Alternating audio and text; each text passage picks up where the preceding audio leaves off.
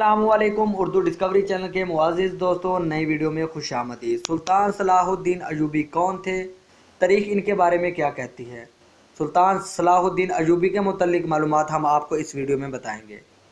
چلیے چلتے ہیں، آج کی ویڈیو سٹارٹ کرتے ہیں۔ سلطان صلاح الدین ایوبی یوسف بن ایوب ایوبی سلطنت کے بانی تھے۔ وہ نہ صرف تاریخ اسلام بلکہ تاریخ عالم کے مشہور ترین فاتحان و حکمران میں ایک مانے جاتے تھے۔ وہ 1138 عیسوی میں موجود عراق کے شہر تکریت میں پیدا ہوئے۔ ان کی زیر قیادت ایوبی سلطنت نے مصر، شام، یمن، عراق، حجاز اور دیار بکر پر حکومت کی۔ سلطان صلاح الدین ایوبی رحمۃ اللہ علیہ کو بہادری، فیاضی، حسن و اخلاق، سخاوت اور بردباری کے باعث نہ صرف مسلمان بلکہ مصری برادری میں بھی عزت کی نکاح دیکھی جاتی تھی۔ صلاح الدین ایوبی کو فاتح بیت المقدس بھی کہا جاتا ہے، جنہوں نے 1187 عیسوی میں یورپ کی متحدہ افواج کو عبرتناک شکست دے کر بیت المقدس ان سے آزاد کروا لیا تھا۔ سلطان صلاح الدین نسلاً کرد تھے اور 1138 عیسوی میں کردستان کے اس حصے میں پیدا ہوئے جو اب عراق میں شامل ہے۔ شروع میں وہ سلطان نور الدین زنگی کے یہاں ایک فوجی تھے۔ مصر کو فتح کرنے والی فوج میں صلاح الدین ایوبی بھی شامل تھے اور اس کے سپہ سالار شیخ کو صلاح الدین چچا تھے۔ مصر فتح ہو جانے کے بعد صلاح الدین ایوبی کو 564 ہجری میں مصر کا حاکم مقرر کر دیا گیا تھا۔ اس زمانے میں 569 ہجری میں انہوں نے یمن بھی فتح کر لیا۔ نور الدین زنگی کے انتقال کے بعد صلاح الدین ایوبی نے حکومت پر اپنا ایک قدم جما لیا۔ صلاح الدین اپنے کارناموں میں نور الدین زنگی پر بھی بازی لے گئے تھے۔ ان میں جہاد کا جذبہ کوٹ کوٹ کر بھرا ہوا تھا اور بیت المقدس کی فتح ان کی سب سے بڑی خواہش تھی۔ مصر کے بعد صلاح الدین ایوبی نے 1182 عیسوی تک شام، موصل، حلب وغیرہ فتح کر کے اپنی سلطنت میں شامل کر لیے۔ اس دوران میں صلیبی سردار رینالڈ کے ساتھ 4 سالہ معاہدہ صلح ہوا تھا، جس کی روح سے دونوں ایک دوسرے کی مدد کرنے کے پابند تھے، لیکن یہ معاہدہ محض کاغذی اور رسمی تھا۔ صلیبی بدستور اپنے اشتعال انگریزوں میں مصروف تھے اور مسلمانوں کے قافلوں کو برابر لوٹ رہے تھے۔ 1186 عیسوی میں مسیحیوں کے ایک ایسے ہی حملے میں رینالڈ نے یہ جسارت کی کہ بہت سے دیگر مسیحی امراء کے ساتھ مدینہ منورہ پر حملہ کی غرض سے حجاز مقدس پر حملہ آور ہو گیا۔ صلاح الدین ایوبی نے ان کی سرگرمیوں کی روک تھام کے لیے اقدامات کر لیے تھے اور فوراً رینالڈ کا تعاقب کرتے ہوئے حطین میں اسے جا لیا۔ سلطان نے یہی دشمن کے لشکر پر ایک ایسا آتش گیر مادہ ڈلوایا جس سے زمین پر آگ بھڑک اٹھی۔ چنانچہ اس آتش ماحول میں 1187 عیسوی کو حطین کے مقام پر تاریخ کی خوفناک ترین جنگ کا آغاز ہو گیا۔ اس جنگ کے نتیجے میں 30,000 مسیحی ہلاک ہوئے اور اتنے ہی قیدی بنا لیے گئے۔ رینالڈ گرفتار ہوا اور سلطان نے اپنے ہاتھ سے اس کا سر قلم کر دیا۔ دراصل رینالڈ حضرت محمد صلی اللہ علیہ وآلہ وسلم کی شان میں برملا طور پر گستاخی کیا کرتا تھا اور صلاح الدین ایوبی نے اپنے ہاتھوں سے مارنے کی قسم کھا لی تھی۔ یہی وجہ تھی کہ اس کے اتحادی بادشاہی وہی سلوک کیا جیسے ایک بادشاہ دوسرے بادشاہ کے ساتھ کرتا ہے، لیکن رینالڈ کے جرائم بہت سنگین ہو چکے تھے۔ اس جنگ کے بعد اسلامی افواج مسیحی علاقوں پر چھا گئے۔ حطین کی فتح کے بعد سلطان صلاح الدین ایوبی نے بیت المقدس کی طرف رخ اپنا کر لیا۔ ایک ہفتے تک خونریز جنگ کے بعد مسیحیوں نے ہتھیار ڈال دیے اور رحم کی درخواست کی اپیل کر دی۔ بیت المقدس پورے 88 سال کے بعد دوبارہ مسلمانوں کے قبضے میں دوبارہ آ گیا اور تمام فلسطین سے مسیحی حکومت کا خاتمہ ہو چکا تھا۔ بیت المقدس کی فتح صلاح الدین ایوبی کا عظیم الشان کارنامہ تھا۔ اس نے مسجد اقصیٰ میں داخل ہو کر نور الدین زنگی کا تیار کردہ ممبر اپنے ہاتھ سے مسجد میں رکھ دیا۔ اس طرح نور الدین زنگی کی خواہش اس کے ہاتھوں پوری ہوئی۔ سلطان صلاح الدین ایوبی نے بیت المقدس میں داخل ہو کر وہ مظالم نہیں کیے جو اس شہر پر قبضے کے وقت مسیحی افواج نے کیے تھے۔ صلاح الدین ایک مثالی فاتح کی حیثیت سے بیت المقدس میں داخل ہوا۔ اس نے زر فدیہ لے کر ہر مسیحی کو امان دے دیا اور جو غریب فدیہ نہیں ادا کر سکتے تھے اس کی فدیے کی رقم صلاح الدین ایوبی اور اس کے بھائی ملک عادل نے خود ادا کی تھی۔ بیت المقدس پر فتح کے ساتھ یروشلم کی وہ مسیحی حکومت بھی ختم ہو گئی جو فلسطین میں 1099 سے قائم تھی۔ اس کے بعد جلد ہی سارا فلسطین مسلمانوں کے قبضے میں آ گیا۔ بیت المقدس میں تقریباً 761 سال مسلسل مسلمانوں کی حکومت رہی، تاکہ 1948 عیسوی میں امریکہ، برطانیہ، فرانس کی سازش سے فلسطین کے علاقے میں یہودی سلطنت قائم کر دی گئی اور بیت المقدس کا نصف حصہ یہودیوں کے قبضے میں چلا گیا۔ 1967 ईस्वी के अरब इसराइल जंग में बैतुल मुक़द्दस पर इसराइलियों ने कब्ज़ा कर लिया।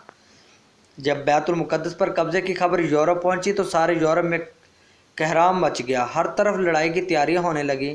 जर्मनी, इटली, फ्रांस और इंग्लिस्तान से फौजी फ़लस्तीन रवाना होने लगे। इंग्लिस्तान का बादशाह रिचर्ड, जो अपनी बहादुरी की वजह से शेर दिल मशहूर था, और फ्रांस का बादशाह फिलिप ऑगस्ट अपनी अपनी फौजियाँ लेकर फ़लस्तीन पहुंचे। यूरोप की उस मुतहिदा अफवाज की तादाद लगभग 6 लाख थी। जर्मनी का बादशाह फ्रीडरिक बारबरोसा भी इस मुहिम उनके साथ था। मसीही दुनिया ने उस कदर लातदाद फ़ौज अभी तक फराहम नहीं की थी। यह अजीमुल शान लश्कर यूरोप से रवाना होगा और अक्का की बंदरगाह का मुहासरा कर लिया। अगरचे सुल्तान सलाहुद्दीन अयूबी ने तनहा अक्का की हिफाजत के तमाम इंतजाम मुकम्मल कर लिए थे, लेकिन सलीबियों को यूरोप से मुसलसल कमक पहुँच रही थी। एक मुआरके में 10,000 मसीही कत्ल हुए, मगर सलीबियों ने मुहासरा जारी रखा, लेकिन चूँकि किसी और इस्लामी मुल्क ने सुल्तान की तरफदारी ना की, इसलिए सलीबी नाकाबंदी की वजह से अहले शहर और सुल्तान का ताल्लुक टूट चुका था, और सुल्तान बावजूद पूरी कोशिश के मुसलमानों को कमक ना पहुँच सका। तंग आकर अहले शहर ने अमान के वादे पर शहर को मसीहियों के हवाले कर देने पर आमादगी ज़ाहिर कर दी।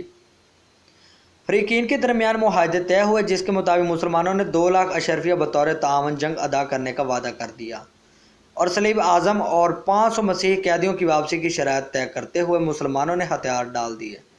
मुसलमानों को इजाज़त दे दी गई वो तमाम माल असबाब लेकर शहर से निकल जाएं, लेकिन रिचर्ड ने बदअहदी की और मुहासरीन को कत्ल कर दिया। अक्का के बाद सलीबियों ने फ़लस्तीन की बंदरगाह अस्कलान का रुख कर लिया। अस्कलान पहुँचते तक मसीहियों का सुल्तान के साथ 11 बार मुकाबला हुआ। सबसे अहम मारका अरसोफ का था। सुल्तान ने जवाब मर्दी और बहादुरी की दरख्शंदा मिसाल पेश की, लेकिन चूँकि किसी भी मुसलमान हुकूमत बलखसूस खलीफा बगदाद की तरफ से कोई मदद न पहुँची, लिहाजा सुल्तान को पसपाई इख्तियार करनी पड़ी। वापसी पर सुल्तान ने अस्कलान का शहर खुद ही तबाह कर दिया, और जब सलीबी वहाँ पहुँचे तो उन्हें ईंटों के ढेर के सिवा कुछ और न मिला। उस दौरान में सुल्तान ने बैतुल मुक़द्दस की हिफाजत की तैयारियाँ मुकम्मल की, क्योंकि अब सलीबियों का निशाना बैतुल मुक़द्दस था। सुल्तान ने अपनी मुख्तसर सी फ़ौज के साथ उस कदर अजीम लाओ लश्कर का बड़ी जुर्रत और हौसला से मुकाबला कर लिया। जब फतह की कोई उम्मीद बाकी न रही तो सलीबियों ने सुलह की दरख्वास्त कर दी। फ़रकीन में मुआहदा सुलह हुआ, जिसकी रोह से तीसरी सलीबी जंग का खात्मा हो चुका। इस सलीबी जंग में सवाए अक्का शहर के मसीहियों को कुछ भी हासिल न हुआ, वो नाकाम वापस हुए। रिचर्ड शेर दिल सुल्तान की फ्याजी और बहादुरी से बहुत मुतासिर हुआ। जर्मनी का बादशाह भागते हुए दरिया में डूबकर मर गया और तकरीबन 6 लाख मसीही उन जंग में काम आए। सलाहुद्दीन अयूबी बड़े बहादुर और फ्याज थे। लड़ाइयों में उन्होंने मसीहियों के साथ इतना अच्छा सलूक किया कि मसीही आज भी उनकी इज्जत करते हैं। उनको जहाद का इतना शौक़ था कि एक मरतबा उनके निचले धड़ में फोड़े निकल आए थे।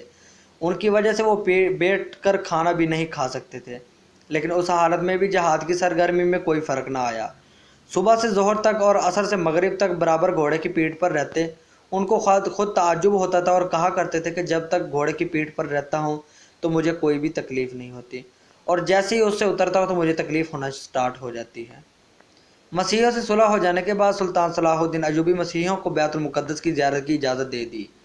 इजाज़त मिलने पर यूरोप के ज़ायरीन जो बरसों से इंतज़ार कर रहे थे, उस कसरत से टूट पड़े कि शाह रिचर्ड के लिए इंतज़ाम कायम कर रखना बहुत मुश्किल हो चुका था।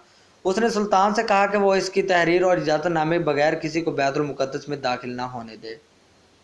सुल्तान ने जवाब दिया, ज़ायरीन बड़ी बड़ी मुसाफ़तें तय करके ज़ियारत के शौक़ में आते हैं, उनको रोकना मुनासिब भी नहीं है। सुल्तान ने न सिर्फ ये कि उनके ज़ायरीन को हर किस्म की आज़ादी दी, बल्कि अपने जानब से लाखों ज़ायरीन की मुदारत, राहत, आसाइश और दावत का इंतज़ाम भी किया था। सलाहुद्दीन अयूबी का गैर मुसलमानों से सलूक ऐन इस्लामी तालीमात के मुताबिक बिल्कुल था, और ये इसका सबूत है कि इस्लामी हुकूमत में गैर मुसलमानों के हकूक़ भी उस तरह महफूज हुए जिस तरह मुसलमानों के थे। नूरुद्दीन की तरह सलाहुद्दीन अयूबी की ज़िंदगी में भी बड़ा सादगी थी। रेशमी कपड़े वो कभी इस्तेमाल नहीं करते थे, और रहने के लिए महल की जगह मामूली सा मकान हासिल कर रखा था। सुल्तान एक सच्चे और पक्के मुसलमान थे। काहिरा पर कब्ज़े के बाद जब आपने फ़ातिमी हुक्मरानों की महलात का जायज़ा लिया तो वहाँ से बेशुमार जवाहरात और सोने चांदी के बर्तन जमा थे। सलाहुद्दीन ने ये सारी चीज़ें अपने कब्ज़े में लाने की बजाय बैतुल माल में दाखिल करवा दी।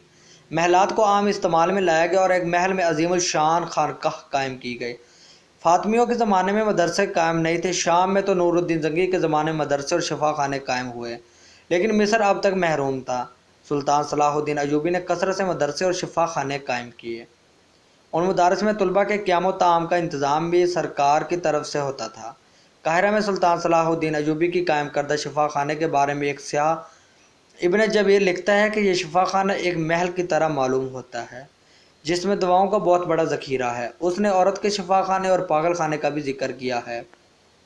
सुल्तान सलाहुद्दीन अयूबी सल्तनत गौरिया के हुक्मरान शहाबुद्दीन गौरी और मराकशी हुकूमत याकूबुल मंसूर का अहम असर था, और बिलाशिबा ये तीनों हुक्मरान अपने वक्त में दुनिया के अजीम तरीन हुक्मरानों में से एक थे। 579 हिजरी में सुल्तान सलाहुद्दीन अयूबी इंतकाल कर गए। उससे शाम के मौजूदा दारुल हुकूमत मस्जिद उमिया के नवाह में सुपुर्द खाक किया गया।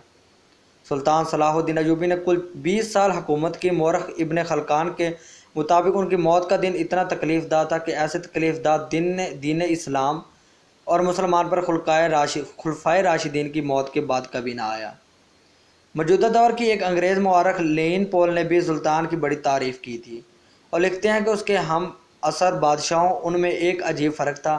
बादशाहों ने अपने जाहो जलाल के सबब इज़्ज़त पाई और उसने अवाम से मोहब्बत उनके मामलात में दिलचस्पी लेकर हरदल अजीज़ी की दौलत कमा रखी थी। सुल्तान सलाहुद्दीन अयूबी की कायम करदा हुकूमत उनके वालिद नजमुद्दीन अयूबी के नाम पर अयूबी कहलाती है। सुल्तान सलाहुद्दीन अयूबी अगरचे एक दानिशमंद और काबिल हुक्मरान थे, लेकिन वो ख़ुद को रवाजी तसव्वुर से आज़ाद न कर सके। खिलाफत के हकीकी तसव्वुर को अब मुसलमान मुआशरा इस हद तक फैला चुका है कि नूरुद्दीन और सलाहुद्दीन अयूबी जैसे हुक्मरान भी मलूकियत के अंदाज में सोचते थे। जानशीनी के मामले से सुल्तान सलाहुद्दीन अयूबी वही गलती की जो सबसे पहले हारून और रशीद ने की थी और सलूजकियों के बाद से तमाम हुक्मरान करते चले आ रहे हैं। उस ज़माने में गलत रवाज के तहत अपनी सल्तनत 3 लड़कों में तकसीम कर दी। नतीजा ये हुआ कि ताकतवर सल्तनत तकसीम होकर कमज़ोर पड़ गई। फिर भी अयूबी ख़ानदान के उन चंद लायक हुक्मरान, जिनमें सलाहुद्दीन अयूबी का भाई मलक आदिल और उसका लड़का मलक कामिल काबिल ज़िक्र है, मिस्र, शाम, हजाज और यमन को तकरीबन 60 साल तक बड़ी हद तक मुत्तहिद रखा गया। उसके बाद 648 हिजरी के अंदर अयूबी ख़ानदान की हुकूमत ख़त्म हो गई। उनकी जगह तुर्क ग़ुलामों की हुकूमत कायम हो गई जो ममलूक कहलाती है। दोस्तों, आज की हमारी बस ये वीडियो यहीं तक थी। उम्मीद करता हूँ आपको हमारी आज की ये मालूमाती वीडियो बहुत पसंद आई होगी। अगर ये वीडियो पसंद आई है तो अपने दीगर दोस्तों के साथ शेयर करना मत भूलिएगा। हमारी वीडियो को लाइक ज़रूर कर दीजिएगा। तब तक के लिए दीजिएगा इजाज़त। मिलते हैं इंशाअल्लाह अगली वीडियो के अंदर। अपना और अपने दोस्तों का रखिएगा बहुत सारा ख्याल। अल्लाह निगहबान।